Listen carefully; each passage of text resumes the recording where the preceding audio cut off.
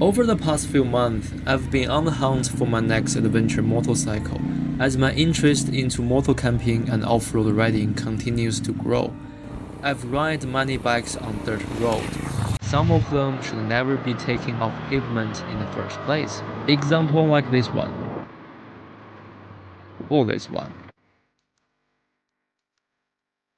As a novice adventure rider, I was particularly interested to the new entry-level adventure bikes available on the market, and I test rode quite a few of them.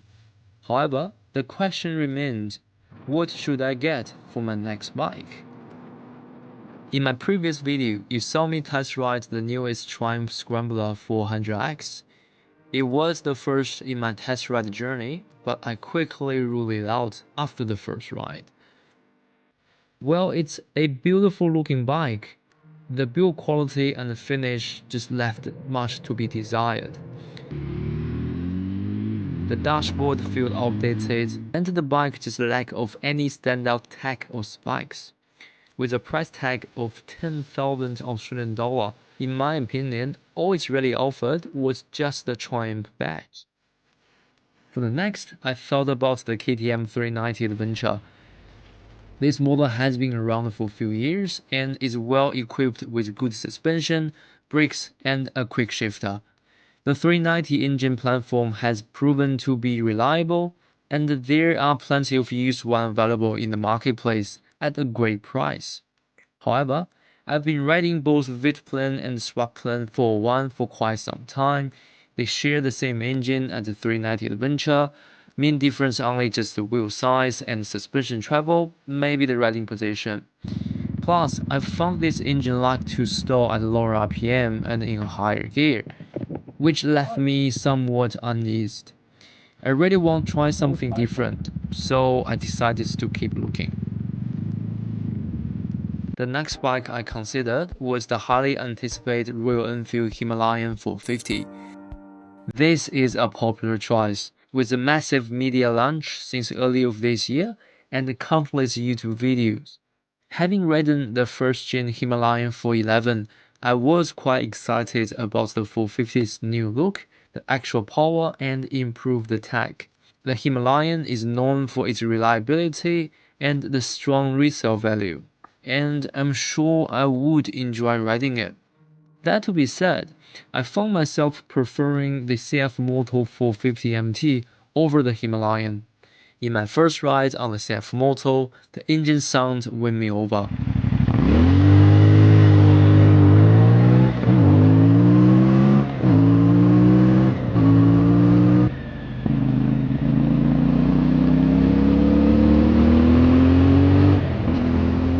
The 270-degree engine delivers an accelerating noise while providing enough power for smooth highway cruising and a low-end torque for off-road trails. There are also many aftermarket accessories available, and with an actual grand or so, I could really turn this one to my ultimate adventure machine. The CFMOTO 450 MT seems like to be the perfect match. Or is it? Before making the final decision, I asked myself again, what do I really want for this new bike? Firstly, it needs to have enough power to carry me and my camping gear at highway speed, while still be light enough for me to pick it up by myself, since I often travel solo. As a new adventure rider, I'm certainly to drop the bike from time to time. None of those bikes I test ridden are particularly heavy, but both CFMOTO and Himalayan are weight around 200 kg weight. With an additional 20 kg for the luggage, I would say I will be struggling to pick them up. Another important factor is the value for money. I consider myself a budget conscious or another saying cheap buyer. I often change bike every 6 months, if not every 3 months, and I know I will outgrow those entry-level bike at some point, or just simply get bored and want to move on. I don't plan to hold on any of the bike for longer term, and unfortunately, CFMOTO just don't hold their resale value very well, so most likely I lose some money when it's time to sell. The smart move would be just to wait until there's a used one in the market Likely, someone already spent thousands of dollars on the modification onto it. I know it's a wishful thinking, but while I'm waiting, I still need something to ride around. So what did I decide? After a quick search and watching countless YouTube videos, I finally purchased a legendary dual-sport motorcycle with a 30 years unchanged design, the mighty Suzuki DR650.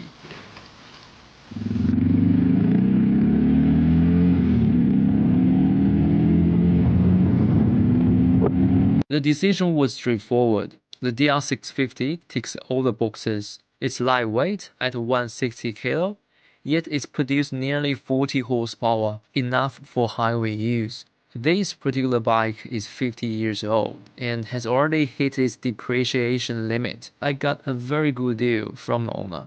It comes with a full year of registration, new tires, a second set of spare wheels, and all the common mods are already done.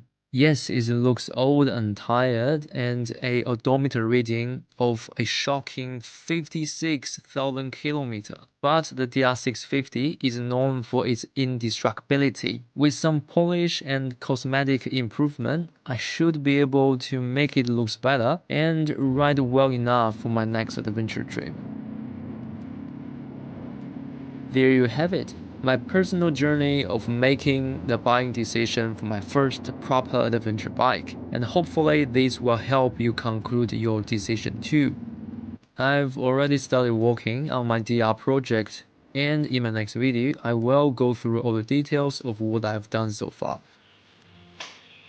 So if you are interested in this type of video, clicking the subscribe and like button, and I'll see you on the next one.